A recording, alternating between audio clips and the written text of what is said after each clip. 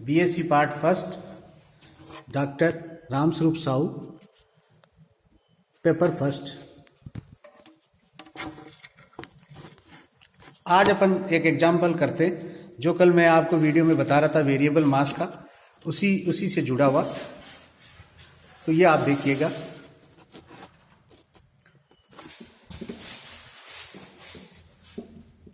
विस्फोट में एक बम 3 टुकड़ों में विभाजित होता है, जिसके 2 टुकड़े एक दूसरे के लंबवत गतिमान होते हैं।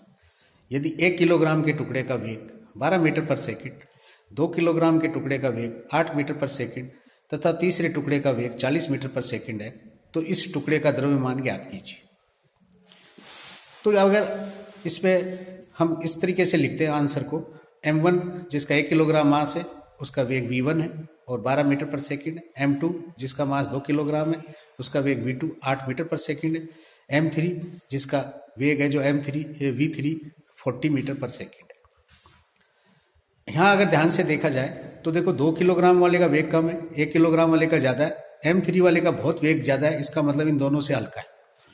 m1 m2 द्रव्यमान के टुकड़े एक दूसरे के लंबवत क्रम से x और y दिशा में गतिमान है तथा उनके संवेग क्रम से p1 वेक्टर और p2 वेक्टर है, और तीसरा टुकड़ा जिसका संवेग p3 है। अब हमारे को पता है कि हमने ये कहा है बम है या विस्फोटक है, तो विस्फोटक है जिसको क्या फूटने से पहले क्या था, आराम से बैठा हुआ था। आराम से जो बैठा हुआ था उस विस्फोट से पहले विरामावस्था में उसका मोमेंटम है जो क्या होगा 0। विरामावस्था में विस्फोट होने से पूर्व का मोमेंटम, इसलिए विस्फोट के बाद भी उसका कुल संवेग 0 होगा, जिसको हमने p1 p2 p3 माना है। उन सभी का जोड़ भी 0 होगा, अर्थात लेफ्ट हैंड साइड बराबर राइट हैंड साइड। अब देखिए p1 और p2 is equal to minus p3। ये कह रहे हैं कि हमें इन दो का तो द्रव्यमान पता है, इसका पता नहीं, इसलिए इसको थोड़ा सा इधर रखा, और रखने से हमें सुविधा मिलेगी कि हमें अननोन का पता लगाना। इसी चीज को इसने डायग्राम में बनाया। वेक्टर नोटेशन से आप जानते हो, वेक्टर वाले हिसाब में अपन क्या करते हैं, ये p1 है ये p2 है, इसका प्रोजेक्शन p2 यहाँ है, और जो तीसरा है उसका क्या माइनस साइन है, माइनस साइन है, और इन दोनों के योग के बराबर है, इन दोनों के योग के बराबर है। माइनस साइन है तो उसका प्रोजेक्शन मैंने क्या किया, इसका प्रोजेक्शन माइनस का प्लस में इधर रखा, एज इट इज इधर आया। यहां इस बात की देखो, ये दोनों जब लंबवत फैक्टर है, ये टेढ़े मेढ़े नहीं है, लंबवत है, इसलिए ये 45 पे ही आएगा। 45 पे इसका आपके पास में क्या आएगा, कर्ण आएगा, p1 vector plus p2 vector is equal to this.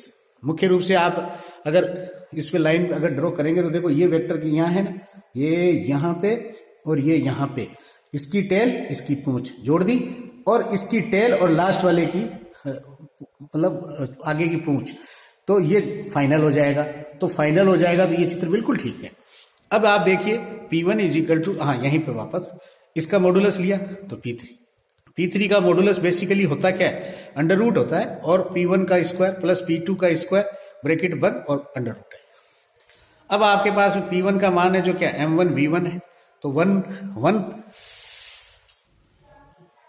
1 into 12 यानी कि 12, और मात्रक जरूर इसमें खेल में बस इतना ही है इस पढ़ाई में, मात्रक जिसको आता है वो लड़का काफी होशियार होता है, किलोग्राम मीटर पर सेकेंड।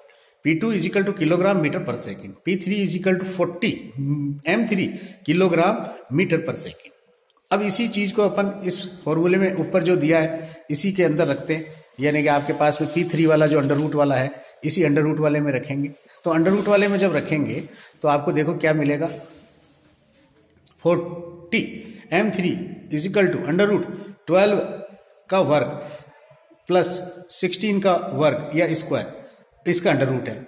तो यहाँ 144 हो जाएंगे, 16 के 256 हो जाएंगे, दोनों को जोड़ोगे तो 400 हो जाएंगे। तो अंडर रूट इसका 40 का 400 का 20 आएगा, तो 20 अंडर रूट आया, तो m3 बराबर 20/40 यानी 0.5 किलोग्राम।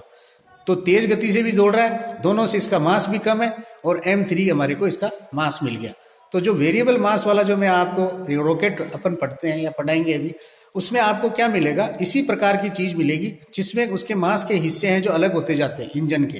इंजन जो भी आपने गैस इंजन लगाया वो इंजन का भार कम होता जाता है और वो आगे बढ़ता जाता है। तो जितना हल्का होएगा वो आगे बढ़ जाएगा, इसी टाइप से बढ़ेगा जैसे इसमें है कि 2 है जो क्या है, 2 जो नीचे गिरने वाले मान लो टुकड़े, उसमें से तीसरा टुकड़ा आगे बढ़ रहा है, तो ये रॉकेट मान लीजिए आगे बढ़ रहा है, और वो 2 टुकड़े हैं जो पीछे की तरफ या 90 डिग्री पे जा रहे हैं। तो ये आप एग्जाम्पल है जिसको ध्यान से थोड़ा करेंगे, और रॉकेट वाले वेरिएबल मास के लिए आप अपन अगले वीडियो में देखते हैं। धन्यवाद।